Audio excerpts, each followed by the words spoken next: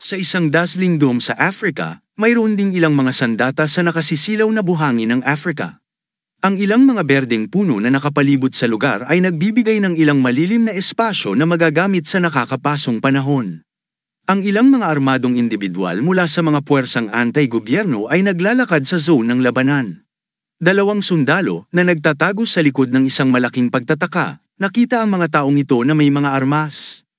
Ang isa sa kanila ay nagtatanong sa isa pa kung saan nakukuha ng mga anti-gobyernong puwersa ang mga baril. Minura ng isa ang mga lalaking ito. Pagkatapos ay humiga siya sa lupa, inilagay ang isang kamay sa kanyang dibdib, at sinabi sa kanyang mga kasama na 3 na lamang ang natitira, at ang lahat ng iba ay bumagsak na. Ang isa, basang-basa sa pawis, ay nag-aalala na makita ang kanyang kasama sa isang kahabag-habag na kalagayan ng kawalan ng pag-asa. Ibinahagi ng una ang kanyang mga takot sa kanyang kasama na mapahamak sila kung magpapatuloy ang mga bagay na ganito. Pagkatapos ay tinanong niya ang kanyang kapwa kung dapat silang umatras. Ang pangalawa ay sumusuporta sa kanyang kasama sa pagiging matatag at sinabing hindi nila dapat isipin ang pagtigil. Samantala, dumating ang kanilang kapitan at sinabi sa kanila na susulong siya at manggaguna sa pag-atake. Siya ang ika-5 kapitan ng isang partikular na bansa sa paglipas ng mga puwersa ng ekspedisyonaryong dagat. Una ang ika-5 pulutong ng Ligon, si Hasumi Rijo. Siya ay isang matapang na tao na may isang malakas na determinasyon para sa tagumpay sa kanyang mga mata. Nagtago siya sa likod ng isang higanteng bato at tinitingnan ang kanyang mga puwersa ng kaaway. Sinabi niya sa kanyang mga subordinate na sundalo na kailangan nila ang JTLS, CTLS, at KTLS na sumali sa kanilang Discord para mag-apply. Napansin ng isa sa mga puwersang anti-gobyerno na 3 tao ang nagtatago sa likod ng isang malaking bato, at isang lalaki ang nagtatago sa likod ng isang puno. Samantala, iniisip ni Hasumi Rijo na gagawa siya ng mabilis na detour upang maglibot at subukan ang isang sorpresang pag-atake sa mga kaaway. Tinitingnan niya ang mga kaaway mula sa malayo na nakatayo ng walang kamalay-malay at inaatake sila. Tumalon siya sa isa sa kanyang mga kaaway at tinamaan ang kanyang ulo ng isang malakas na suntok. Binigyan niya sila ng galit na tingin at tumalon sa isa pa. Itinaas niya ang kanyang kamay at sinuntok ang isa sa leeg. Natambi niya ang 2 sa mga kalaban sa isang kisap mata. Ang pangatlo ay mukhang takot na takot, nakita si Hasumi Rijo na binubugbog ang kanyang mga kasama. Tinutukan niya ang kanyang baril. Sa kabilang banda, inilabas ni Hasumi Rijo ang kanyang pistol. Tinutukan ni Hasumi Rijo ang kalaban at binaril siya mismo sa noo sa pagitan ng 2 mata. Siya ay nakatayo ng mahinahon habang ang isang paa ay nasa likod ng ulo ng isang kaaway. Pagkatapos ay inilabas niya ang kanyang walkie-talkie at ipinaalam sa kanyang koponan na natapos na ang pagsupil. Itinali niya ang 3 sa walang malay na mga kaaway sa isang puno. Nagising ang isa sa kanila, at may tinanong si Hasumi Rijo sa kanya. Samantala, dumating ang isa sa mga sundalo at sinabi kay Hasumi Rijo na ang mga bangkay ng mga patay na kaaway ay itinapon na. Sinabi ni Hasumi Rijo sa kanyang mga sundalo na ang base ng kalaban ay nasa kabilang panig ng gubat. Sinabi niya sa kanila na tatapusin nila ang survey bago matapos ang araw. Ang mga nasasakupan na sundalo ay sumasaludo sa kanya at nag-oo sa kanyang mga tagubilin. Dinala niya ang kanyang pangkat at lumipat sa kagubatan. Sinabi ng isa sa mga sundalo kay Hasumi Rijo na naisip niya na ito ay isang problemang operasyon ng militar na gagawin, ngunit tulad ng inaasahan sa kanya, nagtagumpay siya. Lumingon sa likod si Hasumi Rijo at tinanong ang mga sundalo kung bakit siya pinupuri bigla. Sinabi niya sa kanyang mga kasama na ang isang matapang na tao na walang takot sa kamatayan at may lakas ay maaaring makamit ang anumang bagay. Sinabi ng sundalo na siya rin ay isang tao na may mataas na talino. Pagkatapos ay tinanong niya ang kapitan kung kailan niya natutunan ang lokal na wika. Nanatiling tahimik si Hasumi Rijo sa tanong na ito. Ang isa sa mga sundalo ay tumawa at sinabi na akala niya ang mga Hapones ay tungkol sa kapayapaan at kalaunan ay nanghina, ngunit iba ang kapitan. Idinagdag niya na ang kanyang pangalan, ang pinakamalakas sa modernong panahon, ay hindi walang anumang dahilan. Karaniwang kilala sa Japan, ang isang mapayapang tulala ay isang taong nakasanayan ng mamuhay sa isang nakaka-relax na kapaligiran at nawawalan ng kapangyarihang lumaban. Huminto si Hasumi Rijo at sinabi sa kanila na nagkakamali sila sa isang bagay. Idinagdag niya na walang paraan na hindi siya matatakot na mamatay. Ikinuyom niya ang kanyang mga kamay at sinabi na kanina, hinuhusgahan niya na ang panig na umaatake ay makakaligtas sa kanila. Ang mga salita ni Hasumi Rijo ay nakapagtataka sa ibang mga sundalo. Nakatingin sila sa isa't isa. Hiniling niya sa kanila na maging alerto at sinabi sa kanila na malapit na nilang marating ang kanilang target na destinasyon pagkatapos na walang marinig mula sa kanilang mga nasasakupan. Bumalik ang tingin niya sa kanila at tinanong kung ano ang nangyari. Samantala, humakbang siya sa isang lugar na may mataas na hamog. Nagtataka siya tungkol sa nakikitang hamog sa lugar na ito. Pakiramdam niya ay may lason ito. Sinusubukan niyang alamin kung ano talaga ito. Natagpuan niya ang kanyang sarili sa isang kakaibang lugar at tinanong ang kanyang sarili kung nasaan siya. Pakiramdam niya ay nasa kuweba siya at sinusubukang ipaalala kung may ganoong lugar sa malapit. Naisipan niyang tingnan ang mapa. Samantala, may naririnig siyang tumatawag na tinatanggap niya ang bayani mula sa ibang mundo.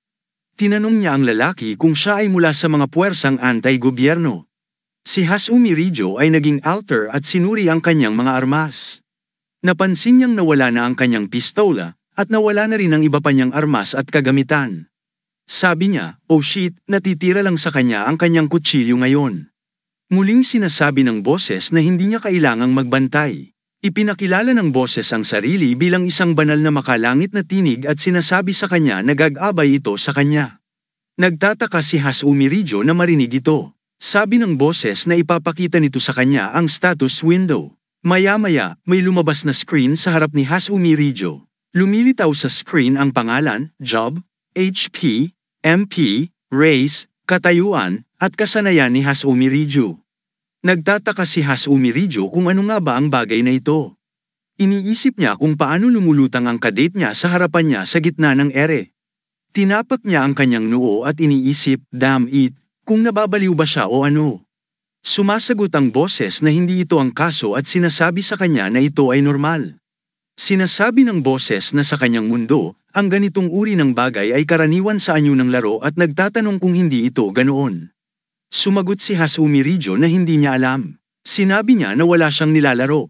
Idinagdag niya na hanggang ngayon, hindi pa siya nagkaroon ng ganitong uri ng karangyan.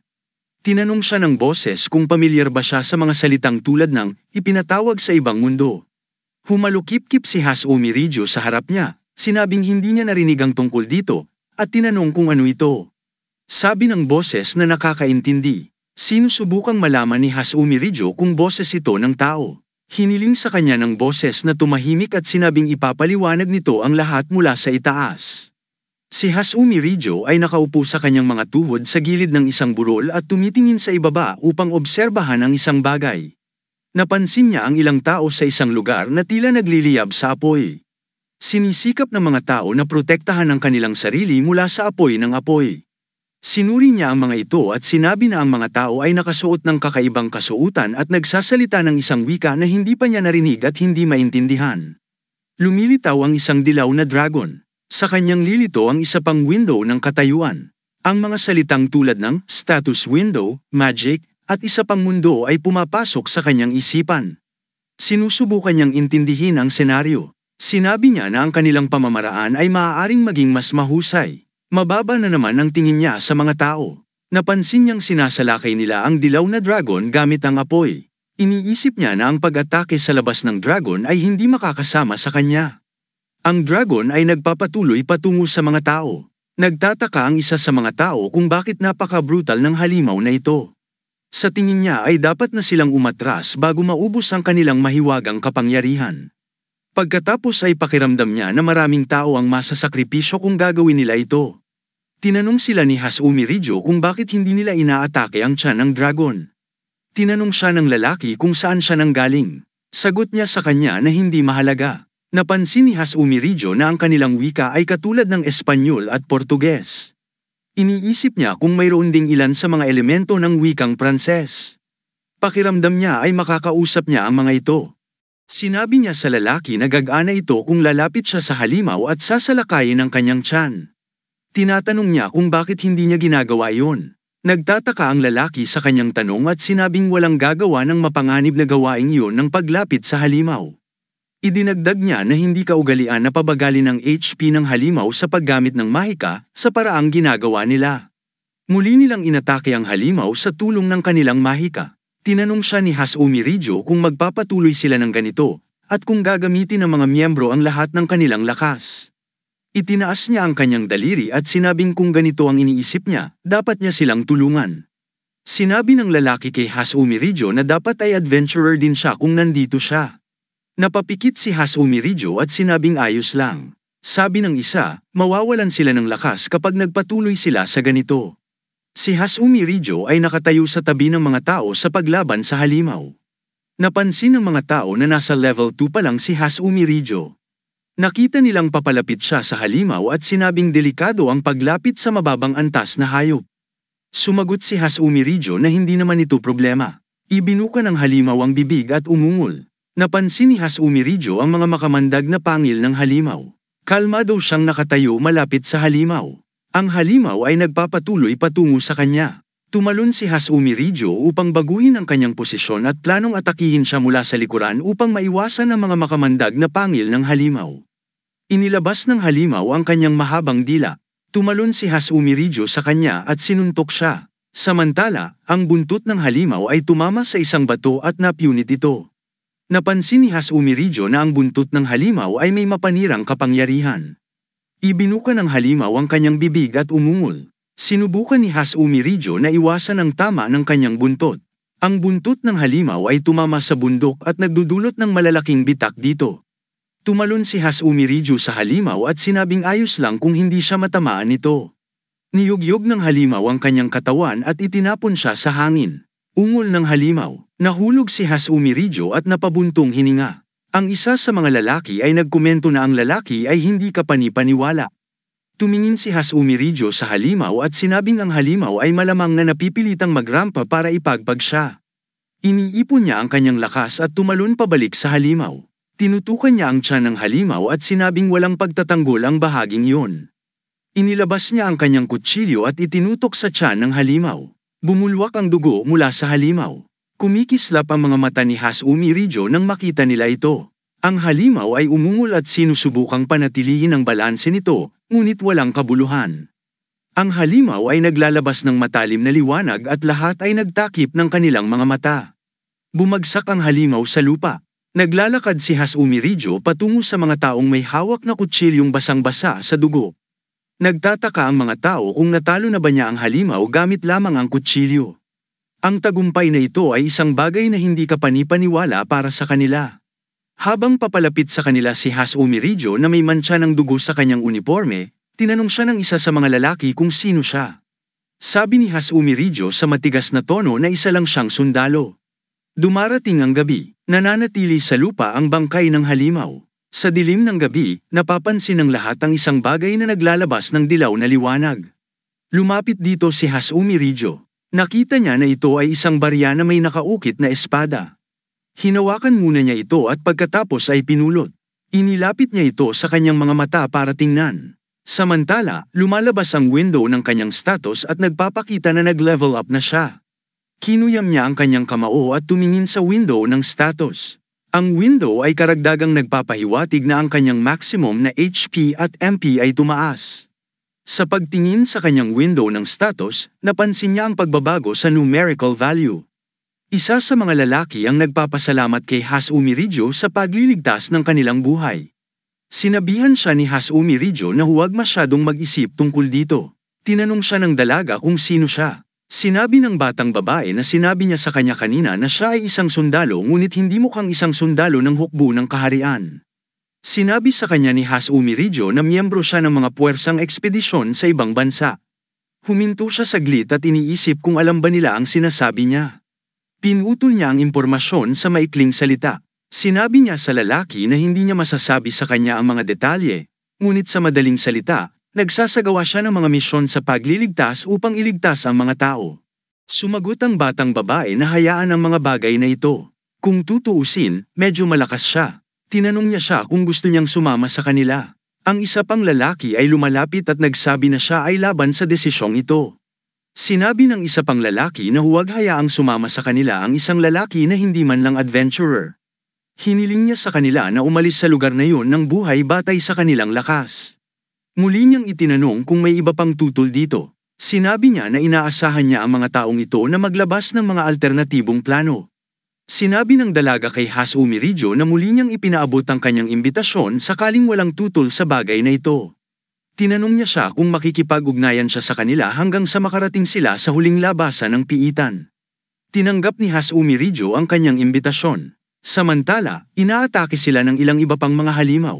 Inaatake ni Hasumi Rijo ang mga nilalang na yun. Ang isa sa mga lalaki ay nagbukas ng isang libro tungkol sa mahika at sinubukang sunugin ang mga ito. Magkasama silang nagtagumpay sa pakikipaglaban sa mga nilalang. Sabi nila kay Hasumi Rijo, solid talaga siya. Sabi ng isa, napakaswerte nila na may lifesaver na tulad niya. Idinagdag niya na maaari silang maalis kung sila ay pabaya. Tinanong ni Hasumi Rijo kung ganoon kadelikado ang lugar na ito. Ang babae ay sumagot ng oo at sinabi sa kanya na bagaman ito ay isang di-rango lamang na lugar, ito ang pangalawa sa pinakamababa. Tinanong siya ni Hasumi Rijo kung tungkol saan ang rango. Nagtataka ang lalaki at nagtatanong kung hindi niya alam ang tungkol sa rango. Ang isa sa kanila ay nagsasabi sa kanya na huwag kumilos sa bawat maliit na detalye. Hiniling sa kanya ng batang babae na huwag pansinin ang kanilang mga komento. Sinabi ni Hasumi Rijo na wala siyang pakialam. Sinabi rin sa kanya ng batang babae na ang mga piitan ay may mga ranggo na itinalaga sa kanila ng mga adventurer. Sinabi niya sa kanya na ang pagkakasunod-sunod ay pabalik sa ranggo ng A, simula sa pinakamababang ranggo ng E sa E rank, may mga ahas at alakdan na haharapin. Sa D rank, may mga dragon na parang halimaw na haharapin. Sa ranggo ng C, may mga ligaw, maliliit na halimaw. Mayroong ilang matataas na antas na halimaw sa B rango, at sa A rango, may mga mapanganib na mago na makakalaban. Sinabi niya sa kanya na mayroon ding S rank, legendary rank, at mythical rank, ngunit sila ay mga espesyal na rango. Sinabi niya sa kanya na ang kuweba ng butiki mula kanina ay isang halimaw na lumilitaw lamang sa mga piitan ng C rank. Idinagdag niya na ang mga bagay na ito ay nangyayari paminsan-minsan. Sinabi ni Hasumi Rijo na hindi niya alam ang tungkol sa mga piitan sa unang lugar. Ngunit dapat na ang mga ito ay kung saan lumilitaw ang mga nilalang tulad ng mga ahas at alakdan. Sinabi pa niya sa kanya na kapag ang isang nilalang sa piitan o isang halimaw ay namatay, ito ay naglalaho sa manipis na hangin. Pagkatapos nito, ang isang bagay ng ilang uri ay mahuhulog sa lupa. Iniisip ni Hasumi Rijo na ang trabaho ng isang adventurer ay kolektahin ang mga nahulog na item na ito. Iniisip niya na ang bagay sa kanyang kamay ay marahil isa sa mga bagay na ito. Inilabas niya ang barya sa kanyang bulsa at ipinakita sa kanya. Sinabi niya kay Hasumi Rijo na ito ay isang sandata na nagpapatawag ng barya. Tinanong ni Hasumi Rijo kung ito ay isang komplikadong barya. Sinabi sa kanya ng batang babae na hindi niya ito magagamit bilang pera. Sinabi niya na ang mga bagay na hugis barya ay maaaring magpakita ng iba't ibang uri ng mga epekto depende sa kanilang uri. Sinabi niya kay Hasumi Rijo na ang sandata na summon ng coin ay maaaring magpatawag ng sandata na ginamit niya noon. Sinabi ni Hasumi Rijo na ito ay isang mahalagang at maginhawang item, ngunit okay lang para sa kanya na panatilihin ito. Sinabi niya sa kanya na ito ay kanyang karapatan na panatilihin ito. Kung tutuusin, siya ang nakatalo sa butiki. Pinagtatawanan siya ng isa sa mga lalaki at sinabing walang ganoong adventurer ang magpapasalamat sa isang hindi gaanong bagay na tulad ng baryang ito. Sinubukan siya ng lalaki na guluhin at tinanong kung gusto niya itong labanan. Hindi siya pinapansin ni Hasumi Rijo. Tinatawag niya itong duwag dahil sa hindi niya pinapansin. Iniisip ni Hasumi Rijo na tinatawag nila itong hindi gaanong mahalaga dahil gumagamit sila ng mahika at hindi gumagamit ng mga nakasanayang armas. Sinabi niya na hindi sila dapat magkaroon ng anumang armas upang ipatawag kasama ang item sa pagpapatawag ng armas. Sinabi niya na ang barya ay gagana bilang isang trump card para sa kanya. Hindi nagtagal ay nakatagpo sila ng isang higanteng ahas. Inilabas ni Hasumi Rijo ang kanyang kutsilyo at inatake ang ahas na yun habang ginagamit ng iba ang kanilang mahika. Gayunpaman, nagtagumpay siya sa pagpatay sa ahas.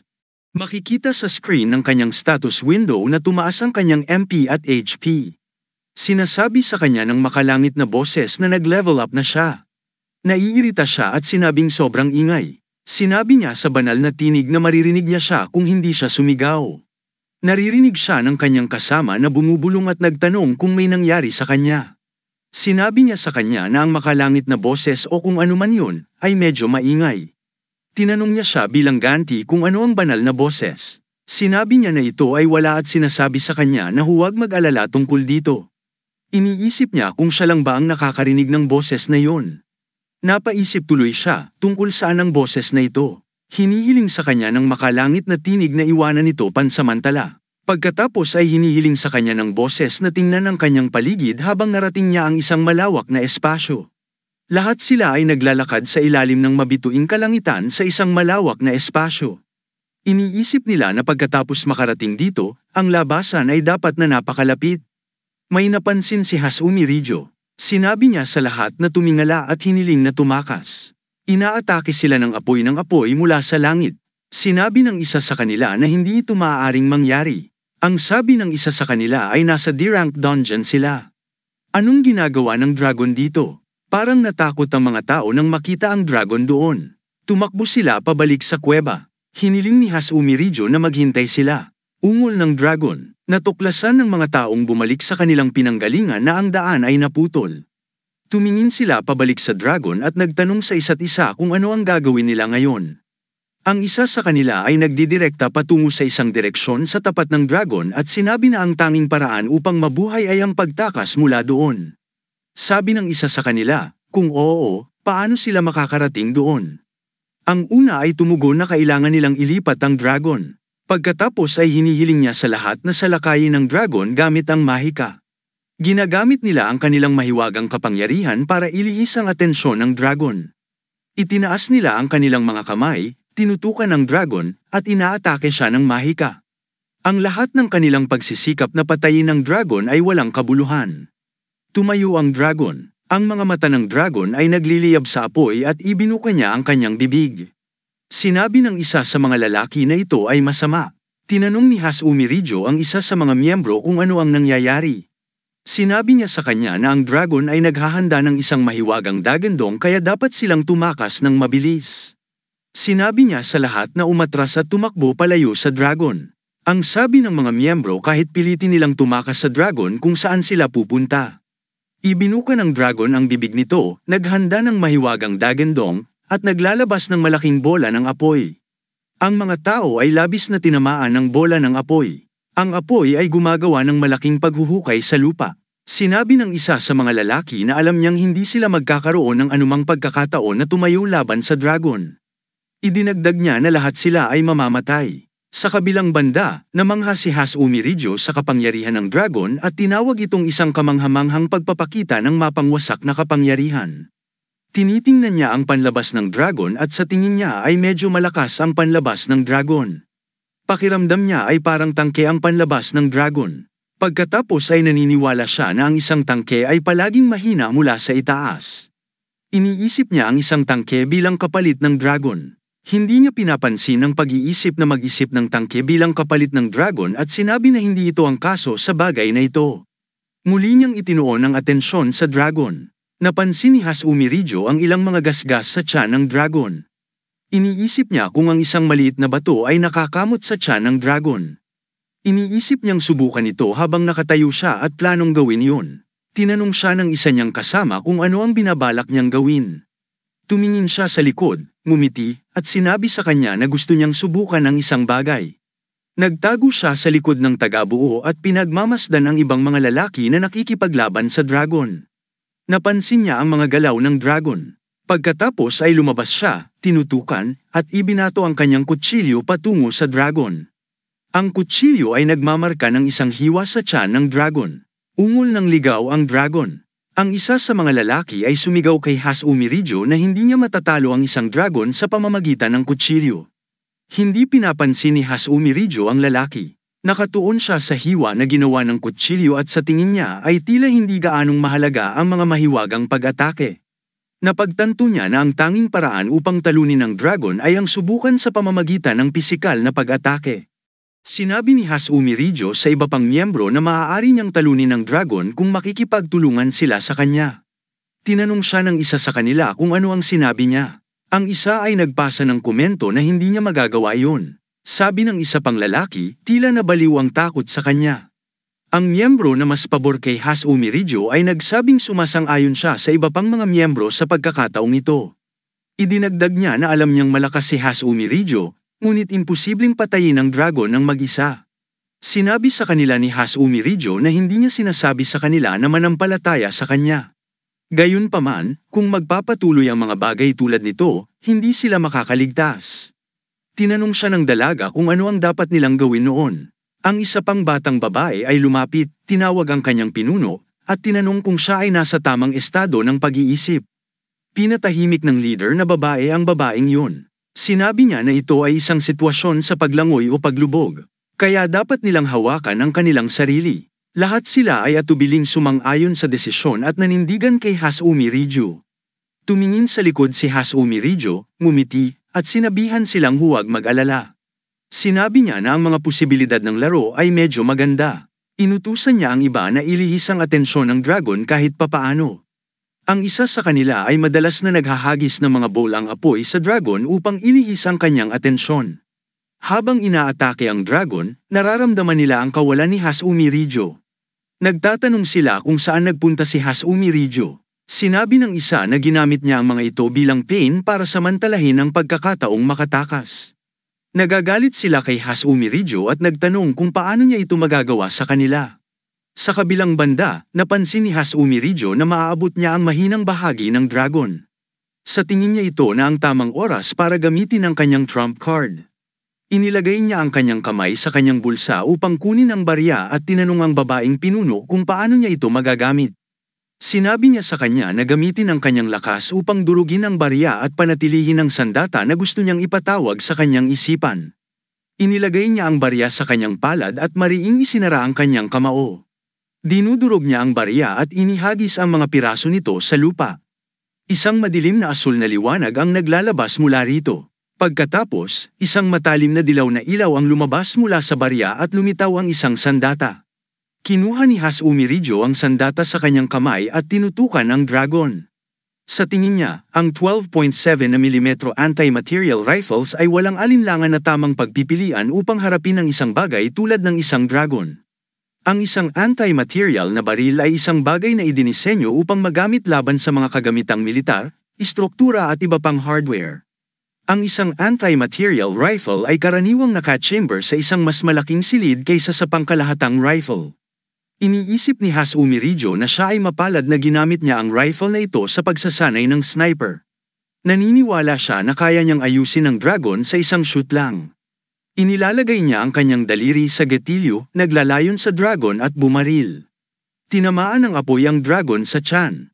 Lahat ay nabigla dito. Nawalan ng balanse ang dragon at tila babagsak na siya pabalik. Parang hindi makapaniwala ang mga miyembro na may nakatalo sa dragon. Ang lahat ng mga miyembro ay nakatayo sa paligid ng patay na dragon. Hindi nagtagal, lumilitaw ang isang tumpok na mga gintong barya bilang gantimpala para patayin ang dragon. Kinuha nila ang mga gintong barya sa kanilang mga kamay. Sabi ng isa, ito ang unang pagkakataon na nakakita siya ng napakaraming nahulog na mga item ng magkasama. Sabay-sabay, lumalabas ang kanilang mga status window at nagpapakitang nag-level up na silang lahat. Narinig muli ni Hasumi Riju ang makalangit na boses at sinabing ito ay kasing ingay gaya ng dati. Napansin niyang may nakahandusay sa lupa. Lumapit siya at kinuha ito. Nagtataka siyang makita ang sapatos ng isang bata doon. Sa tingin niya, ano ang ginagawa ng sapatos ng bata dito? Sinabi ng leader na babae kay Hasumi Riju na iba siya. Mahirap daw paniwalaan na nagawa niyang talunin ng isang dragon. Nagtawanan sila at sinabing mas mabuting sumali siya sa kanilang koponan sa susunod.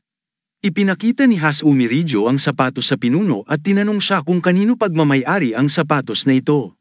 Tapos idinagdag pa niya na sa laki, parang sapatos ng bata. Sabi ng leader na babae, para daw ito sa isa sa mga bata na hinahanap nila. Hiniling sa kanya ni Hasumi Riju na sabihin sa kanya ang buong senaryo ng detalyado mula sa simula. Sinabi niya sa kanya na nagtipon sila upang gawin ang isang paghahanap para sa mga bata na nawala. Sinabi pa niya sa kanya kung paano, sa gitna ng kanilang paghahanap, sila ay inatake ng maraming duwende at isa sa kanilang mga kasama ay dinukot. Sinabi niya na ang mga bata ay malamang na kinuha din ng mga duwende. Kinumpirma ni Hasumi Riju na umalis sila para hanapin ang mga nawawalang bata at ang dinukot na kasama. Sabi niya hindi, nagpasya silang umatras at nasa gitna ng daan upang makatakas sa piitan.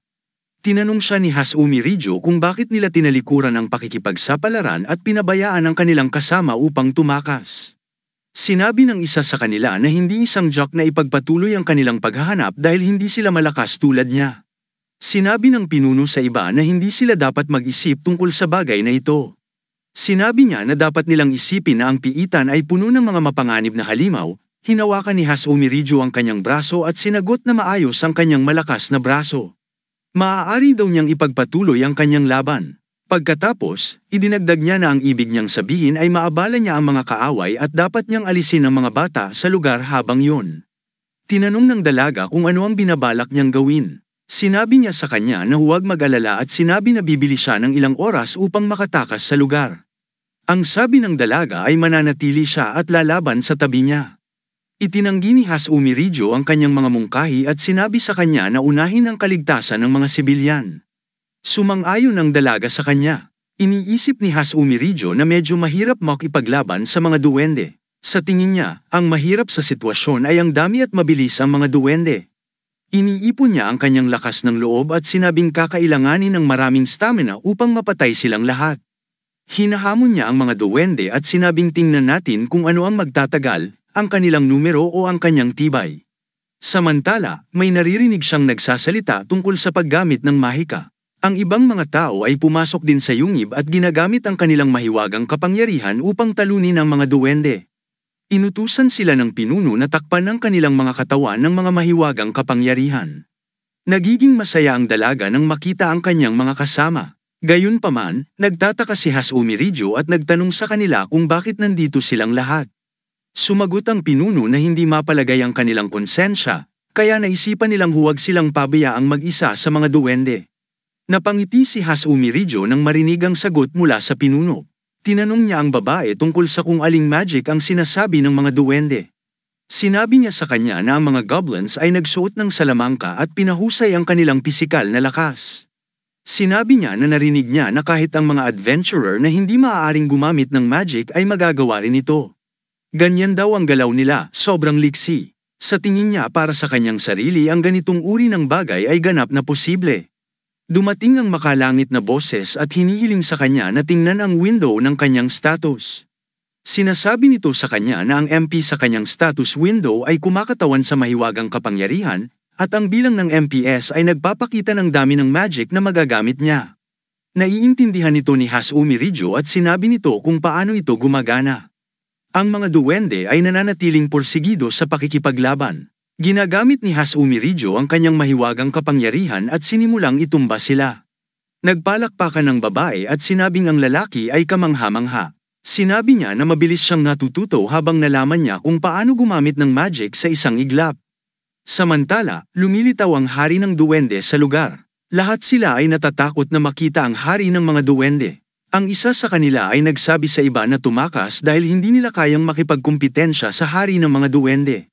Hiniling ni Hasumi Rijou na manatili sila at sinabi sa kanila na hindi problema ang pakikitungo sa kanya.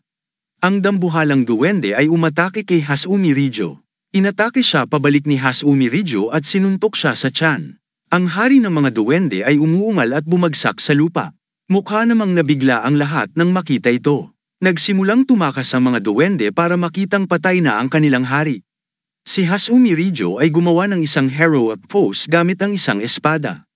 Tumakas lahat ng duwende. Pagkatapos ay tinanong niya ang babae kung sa kanya ang espada. Sinabi niya sa kanya na oo, ito ang kanyang espada at salamat sa kanya.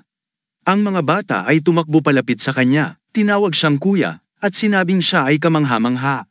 Sinabi sa kanya ng mga bata na nakaya nila ang lahat ng mga bagay dahil sinabi sa kanila ng nakatatandang kapatid na babae na darating ang tulong sa lalong madaling panahon. Tinapak niya ang kanilang ulo at sinabing maganda ang kanilang ginawa. Iniisip ng batang babae na nagawa ng batang lalaki ang isang mahusay na trabaho sa pamamagitan ng pagpatay sa hari ng mga duwende nang walang anumang armas. Nagsisimula siyang mag-isip, sino ang batang ito? Ang mga bangkay ng mga goblins ay nagsimulang matuno sa hangin at lumitaw ang mga mahalagang bagay na nahulog. Mukhang masaya ang lahat na makita ito. Hinawakan ng isa sa mga batang babae ang braso ni Hasumi Rijou at sinubukang gamutin ang kanyang sugat. Ang babaeng may espada ay nakatingin kay Hasumi Rijou. Hinihiling ng pinuno na bumalik ang lahat. Tuwang-tuwa ang lahat ng marinig yon. Lumipat ang eksena sa isang berdeng eroplano. Hindi nagtagal ay nakarating sila sa nayon.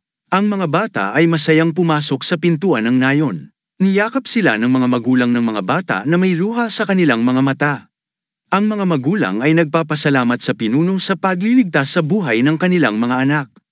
Sinabi sa kanila ng pinuno na si Hasumi Rijo ang nagligtas sa kanilang mga anak.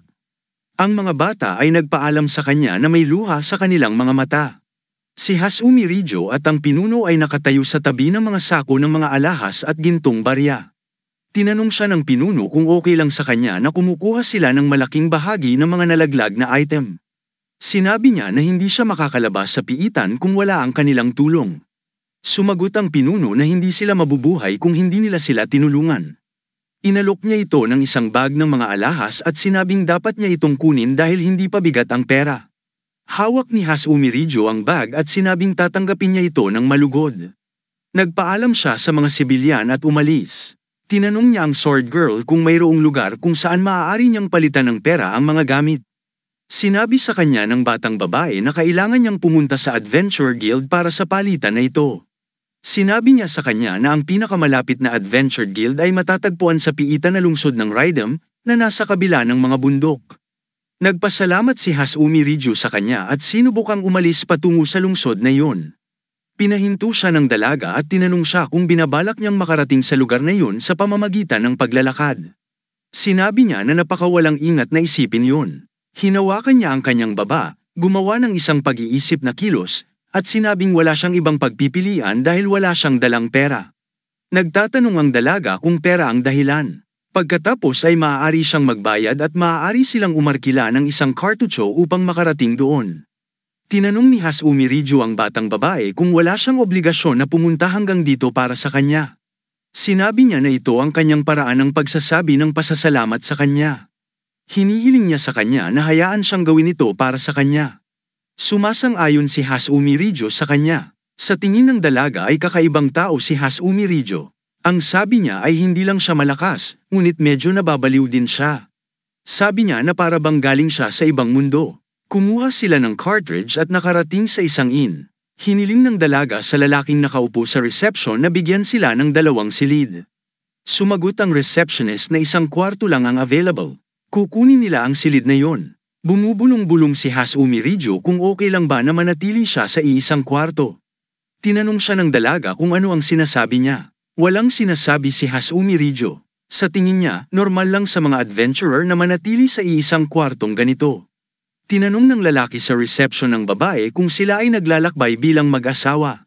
Hindi komportable ang tingin ng dalaga kay Hasumi Rijo. Nanatiling tahimik si Hasumi Rijo. Nagagalit ang dalaga sa lalaki at sinabing nagkakamali siya. Wala silang relasyon. Sinabi niya sa lalaki na kukuha sila ng 2 silid. Sinabi ni Hasumi Rijo sa batang babae na dapat silang pumunta sa lungsod ng Rydam bukas.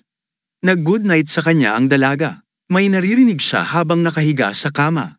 Ang sabi niya ay bumalik muli ang makalangit na boses. Sumasagot ang makalangit na boses, oo, bumalik na. Sinasabi ng makalangit na tinig na tiyak na maraming bagay ang gusto niyang itanong sa kanya, ngunit sa kasamaang palad ay hindi niya masabi sa kanya ang tungkol sa ilang bagay. Sinabi ni Hasumi Rijo na isa lang ang gusto niyang malaman sa ngayon.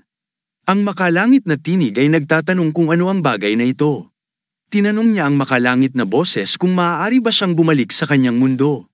Sinasabi ng boses na posible. Sinasabi rin sa kanya ng boses na 3 lugar sa mundong ito ang maaaring magbalik sa kanya. Idinagdag ng boses na makakarating lang siya roon kung masakop niya ang isang mythic na ranggo na piitan. Kapag narinig niya ang tungkol sa mythic rankang dungeon, naaalala niya ang mga salita ng pinuno na nagsabi sa kanya tungkol doon. Pagkatapos ay tumabi siya at natulog. Sabi ng boses na yun lang ang gusto niyang itanong. Sinasabi ng boses na maaari siyang magkaroon ng higit pang mga katanungan kung hindi niya ito sinagot.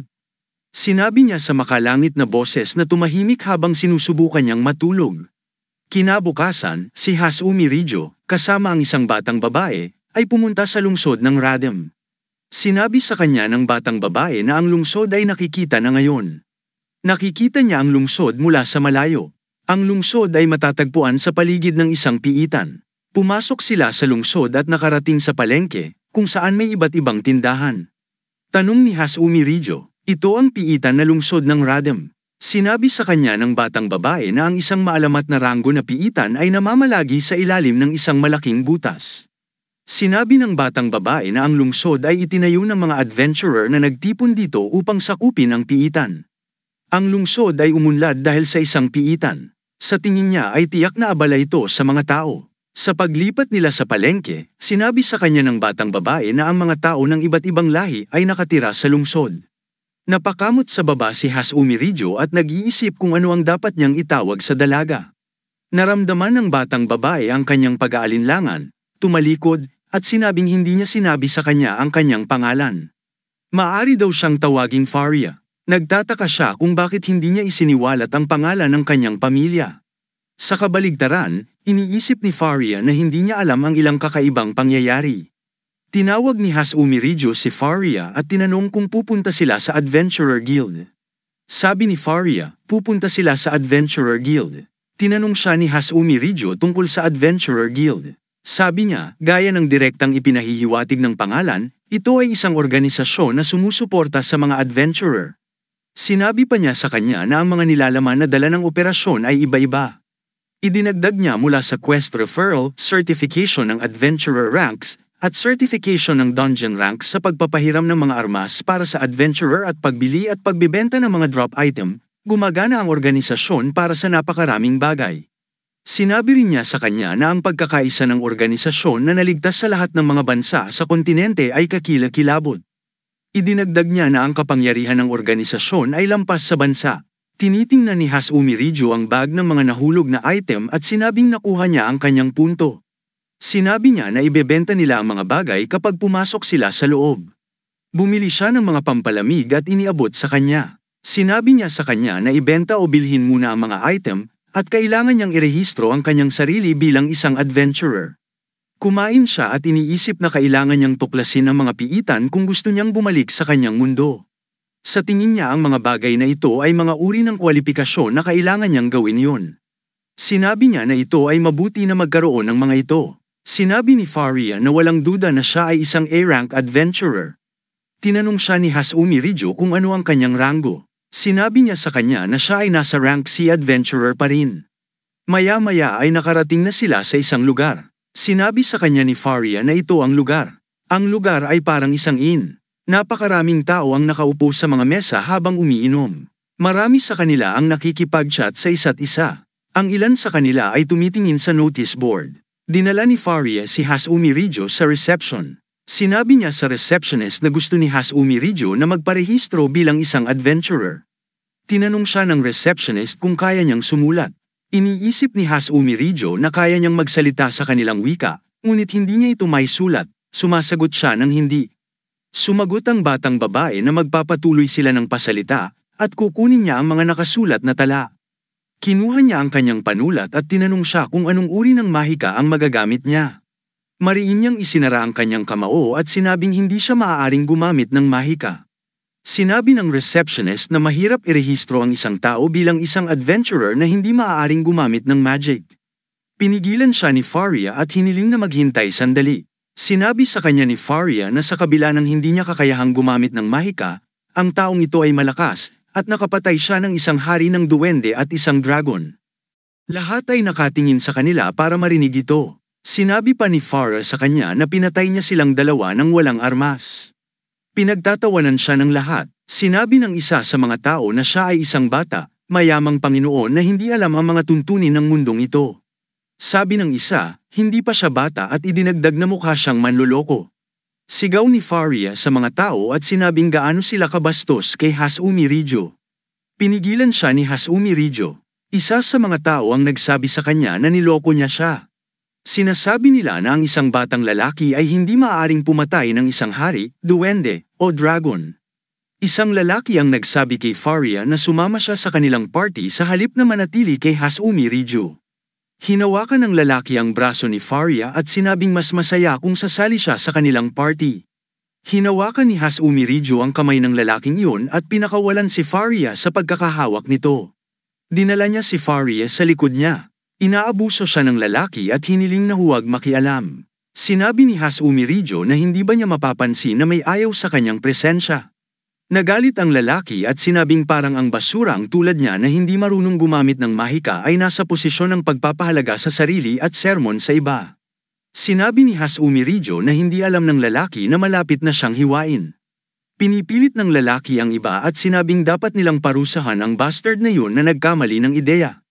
Kinuha ni Hasumi Rijo ang posisyon upang talunin ang lalaki. Sinabihan ng receptionist ang lahat na huminahon. Samantala, bumaba mula sa hagdan ng isang lalaki at nagtanong kung ano ang kanilang ginagawa.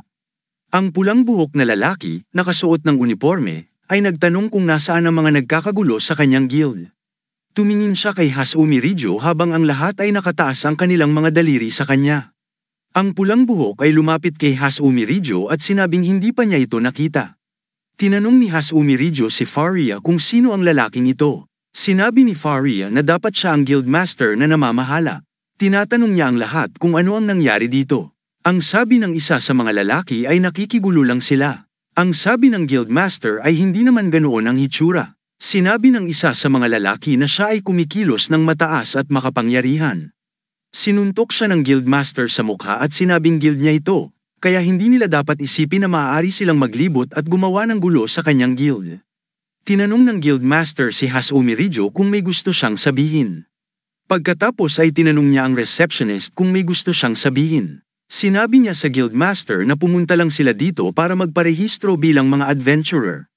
Tumawa ang guildmaster at sinabing kaya pumunta sila dito para sa pagpaparehistro. Sabi ni Hasumi Rijo. Pagkatapos ay sinabi niya na nagbago ang isip niya matapos siyang makita. Pinigilan siya ni Faria. Hiniling ng guildmaster kay Hasumi Rijo na maghintay at sinabing dapat siyang madismaya. Pagkatapos ay sinabi ng guildmaster na personal niyang susuriin siya. Lumipat ang eksena sa training ground sa likod ng Adventurer Guild. Sinabi ng lalaki na ikinalulungkot niya ang kapalaran ng bata dahil ang libangan ng guildmaster ay itaboy ang mga rookie adventurer. Sinabi ng lalaki na sa maraming pagkakataon, ang mga kamag-anak ay binugbog ng puno ng guild, at ang kanilang pag-asa ay naduraj.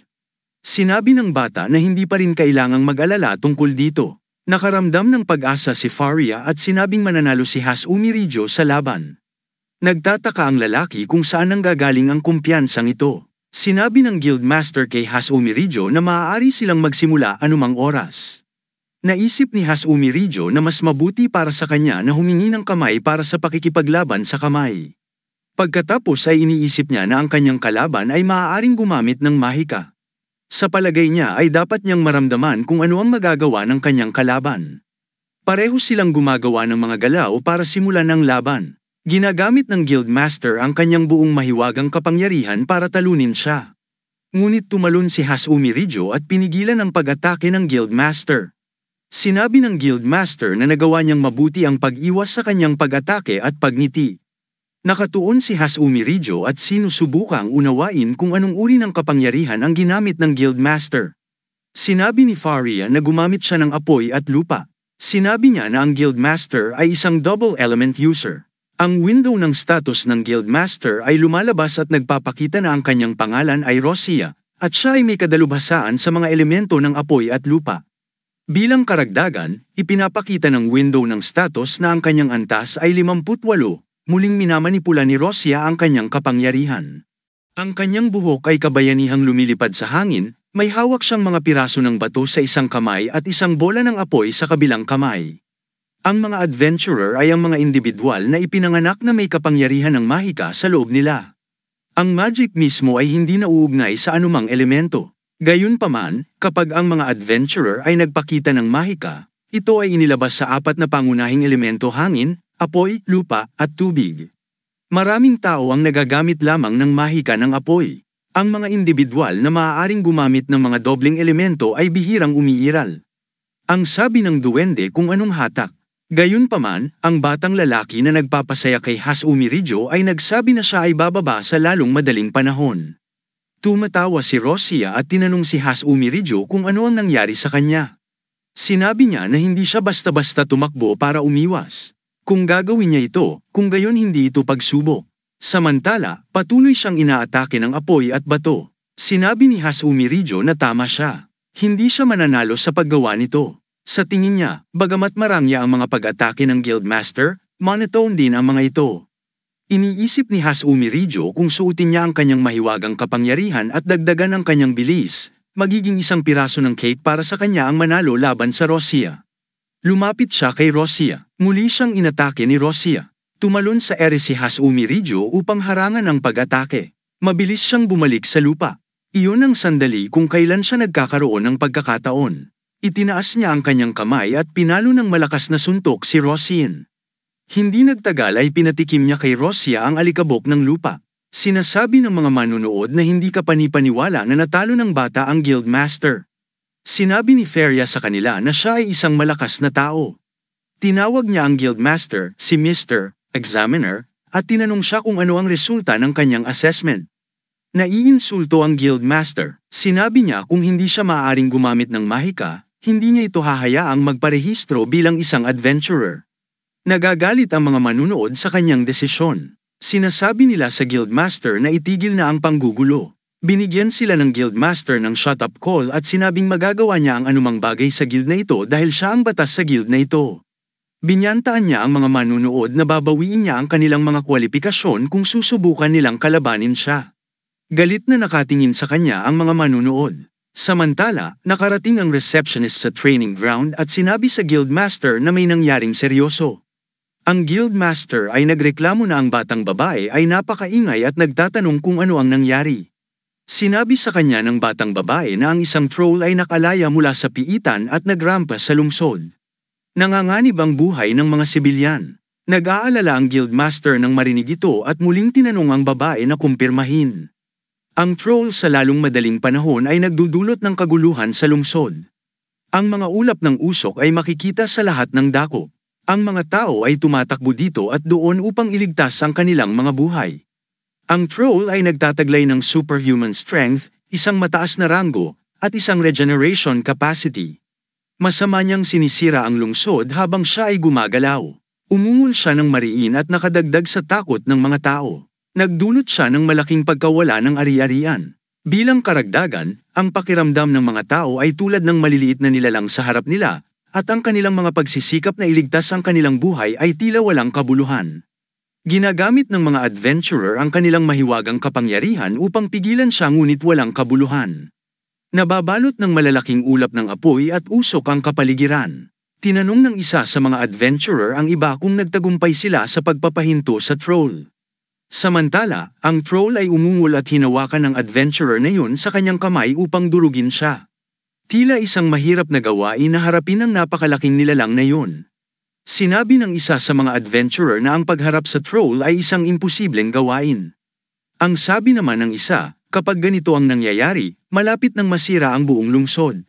Sa kabilang banda, ang Guildmaster ay sumisigaw na hindi pa niya narinig noon na ang isang troll ay maaaring makalaya mula sa piitan. Mukhang nag-aalala ang lahat. Ang sabi ng Guildmaster ay tila nangunguna sa ganitong uri ng kalamidad na dulot ng paglaki ng piitan. Napahawak sa ulo ang Guildmaster at nagtanong kung bakit nangyayari ang lahat ng ito sa kanyang lungsod. Sinabi ng isa sa mga adventurer na ang mas mahalagang gawin sa sandaling ito ay pag-isipan kung ano ang dapat nilang gawin. Tinatanong niya kung dapat silang bumuo ng subjugation party. Idinagdag niya na pinaplano nilang lumikas sa lungsod. Napansin ni Deria na may pupuntahan si Hasumi Rijo. Tinatanong niya kung saan siya pupunta. Tumingin siya sa likod at sinabi siyempre na pupunta siya sa site upang tingnan ang tinatawag na troll. Hinintay siya ni Deria at sinabing sasama rin siya. Ang iba pang mga adventurer ay humahabol din sa kanila upang samahan sila. Nagulat ang crew ng Adventurer Guild. Tinanong ni Hasumi Rijo kung anong klaseng halimaw ang troll. Sinabi sa kanya ni Deria na siya ay isang humanoid monster na may katawan na mas malaki kaysa sa isang orc. Sinabi rin niya sa kanya na ang troll ay isang halimaw na malakas ngunit mahina ang isip. Idinagdag niya na ang mga troll ay hindi maaaring gumamit ng magic. Tinanong ni Hasumi Rijo si Deria kung ano ang pinakamahirap na bagay tungkol sa isang troll. Samantala, nakarating sila sa site. Nakikita nila ang mga adventurer na nakikipaglaban para pigilan ang troll. Ginagamit ng isang adventurer ang kanyang mahika at pinutol ang braso ng troll. Bumagsak ang braso ng troll sa lupa. Gayunpaman, agad niyang binago ang kanyang braso. Napansin yun ni Hasumi Rijo at napagtanto niya na ang pinakamahirap na bagay tungkol sa mga troll ay mabilis silang makakabuo. Si Hasumi Rijo at Deria ay samilong sa likod ng isang pader. Sinabi ni Deria kay Hasumi Rijo na ang kanilang pagbabagong buhay ay nagpapahirap sa pakikitungo sa kanila. Sinabi niya sa kanya na hanggat ang kanyang ulo ay hindi maaaring sirain, siya ay patuloy na magbagong buhay sa kanyang sarili. Sinabi niya sa kanya na sa loob ng piitan, madali silang bitag, at pagkatapos ay atakihin sila mula sa isang taas upang paikop sila. Ngunit sa lungsod, walang mga gusali na mas mataas kaysa sa troll. Si Hasumi Rijo ay tumitingin sa positibong bahagi at iniisip na ang troll ay hindi sakop ng magic. Sinabi niya na maaari niyang harapin ang pinsala sa isang normal na pag-atake. Sinabi niya na mayroon siyang 5 sandata na nagpapatawag ng mga barya sa tindahan. Ang bawat isa ay nakakakuha ng kanlungan sa likod ng isang bagay o iba pa. Sinabi ni Hasumi Rijo na papatayin niya ang bagay na yon. Hinihiling niya sa iba na bigyan siya ng kamay. Nagulat ang lahat nang marinig siya. Tinawag ni Deria ang lahat sa tabi at sinabihan silang lumikas sa lungsod. Sinusubukan ng ilan sa mga adventurer na ilihis ang atensyon ng troll at akitin siya patungo sa isang direksyon. Nagalit ang troll at hinabol sila. Plano nilang dalhin siya sa training ground. Nakarating si Hasumi Rijo sa training ground bago ang troll. Hindi nagtagal, nakarating din ang troll sa training ground. Sinabi ng mga adventurer na naakit nila siya doon ayon sa plano. Sinabi ni Hasumi Rijo na nagawa nila ang isang mahusay na trabaho sa pamamagitan ng pagdadala sa kanya doon.